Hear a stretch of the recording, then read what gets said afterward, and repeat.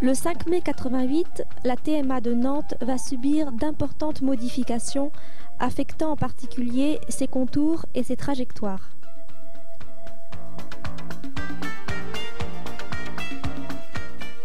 Des changements affecteront également les espaces voisins et les méthodes de travail.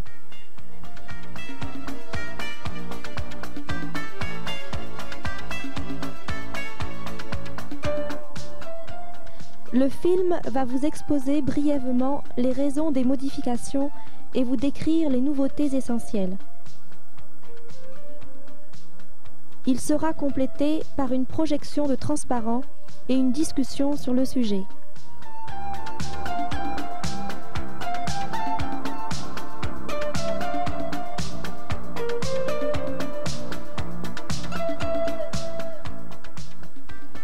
La première raison est évidemment l'accroissement du trafic aérien. Nantes a vu son trafic passer de 15 533 vols commerciaux et non commerciaux en 1980 à 23 267 en 1987.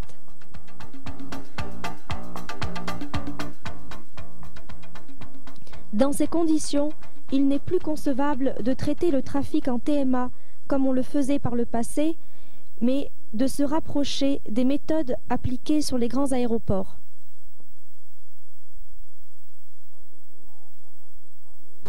Alors effectivement, on appliquera des procédures SID STAR, SID Standard Instrument Departure, STAR Standard Arrival, qui sont des séparations dites stratégiques. On considère qu'une séparation est stratégique lorsque la trajectoire nominale d'un avion et son aire de protection est séparée d'une autre trajectoire nominale et son aire de protection.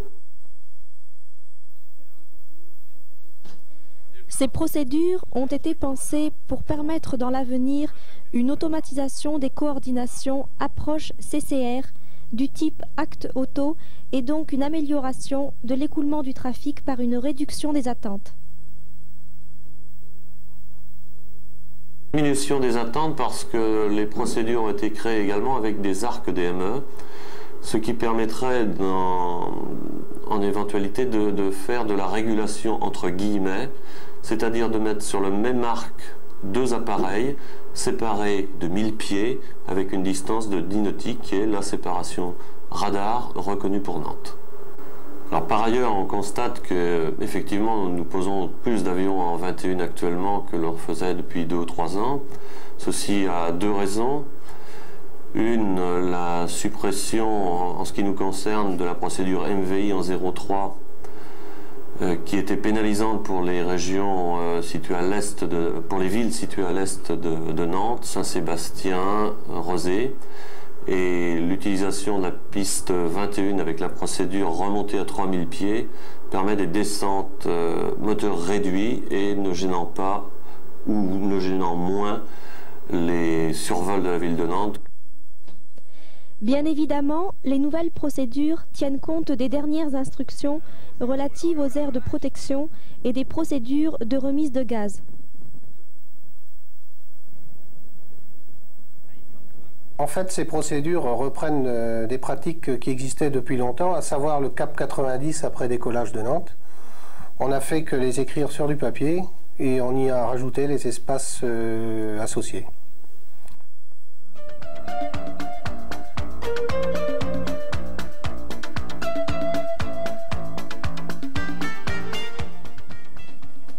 Les trajectoires de survol demeurent inchangées. De même que les limites verticales de l'espace délégué. Enfin et surtout, l'infrastructure du terrain et les moyens radios ne sont pas modifiés.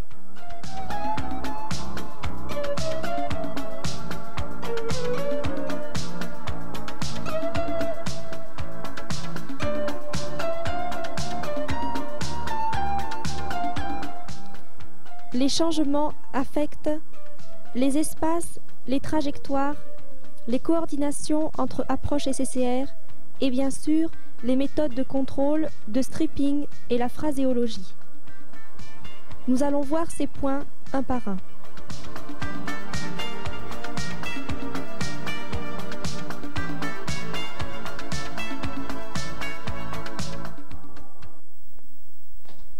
La TMA en elle-même voit ses contours sensiblement modifiés. Les limites ouest restent inchangées. Par contre, vous pouvez observer en foncé le nouveau tracé de la partie est et sud.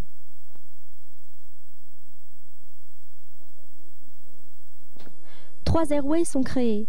La A53 Angers-Luçon, limite 3500 pieds, niveau 105.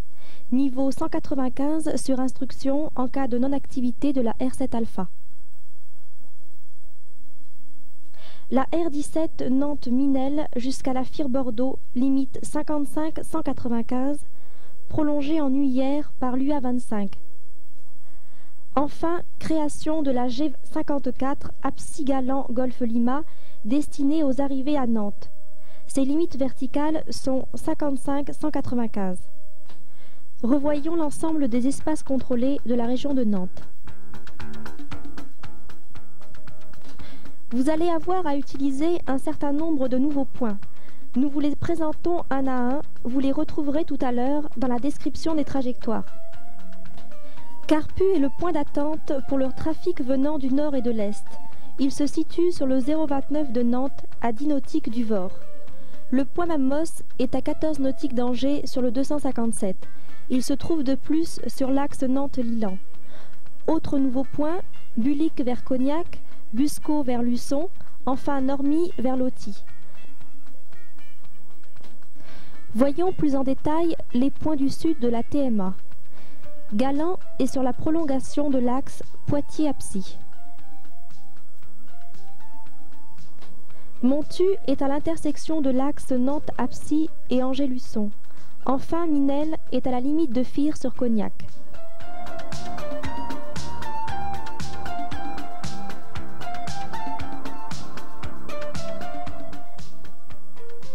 Vous constatez d'emblée que les arrivées nord et sud sont nettement séparées et utilisent des stacks différents.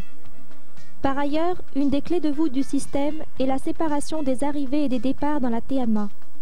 Daniel Ardois rappelle les caractéristiques des nouveaux stacks. Alors effectivement, on s'aperçoit que l'aire d'attente et d'intégration de Mike Tango, l'aire d'attente et d'intégration de Carpou, l'aire d'attente et d'intégration sur ce document de travail de Golfe Lima sont séparés. Nous allons faire le tour des trajectoires en relevant les éléments caractéristiques de chacune. L'arrivée de l'Est, Angers, Mamos, radial 257 d'Angers, à 18 nautiques de Nantes, rejoignent du stack de Carpu. Les arrivées du sud se font soit par Bulic en provenance de Cognac ou d'Apsy, soit par Busco en provenance de Luçon. Les avions suivent l'arc 15 nautiques jusqu'au 032 de Golfe Lima et rejoignent le stack. De Normy, les avions rejoignent directement Golfe Lima. De Dolin et d'Herbin, les avions rejoignent Mike Tango, suivent l'arc 15 nautiques pour rejoindre le stack de Golfe Lima. De Guémé, les arrivées en cap sur le Vort rejoignent le stack de Carpu en suivant l'arc 21 nautique.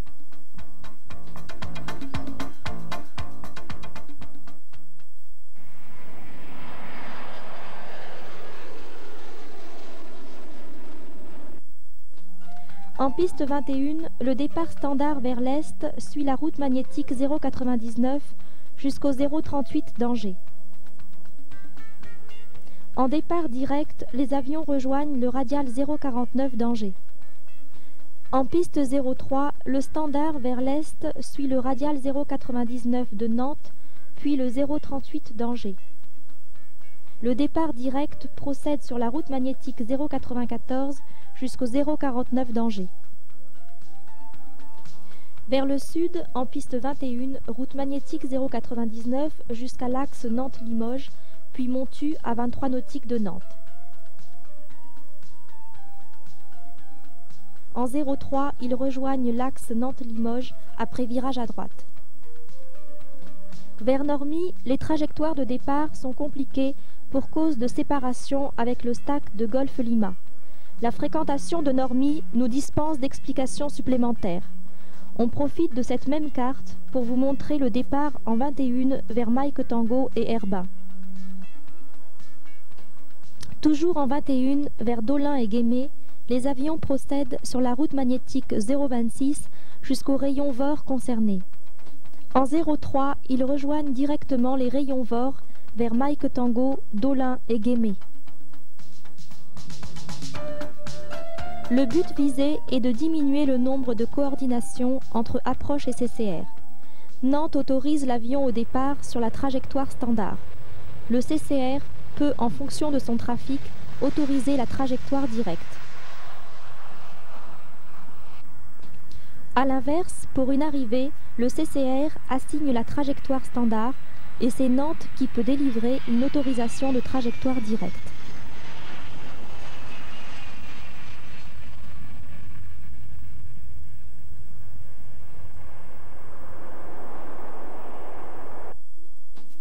Un autre principe est mis en application.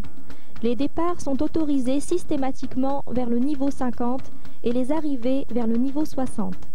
Les trajectoires de départ et d'arrivée étant séparées à l'intérieur de certaines limites, ce principe devrait réduire notablement les négociations de niveau de vol, chacun poursuivant la montée ou la descente des séparations.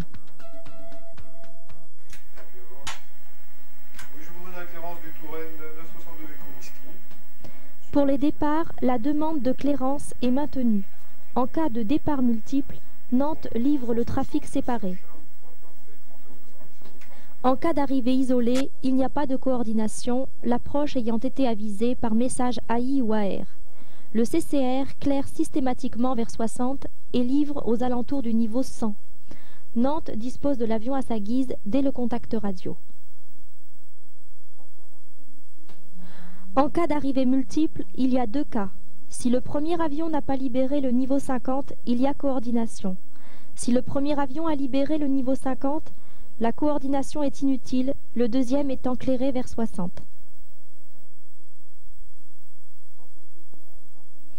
En conclusion, rappelons que pour la partie la plus fréquentée de la TMA, les départs standards et les arrivées standards sont séparés, sauf sur les segments colorés en rouge que vous montre cette carte.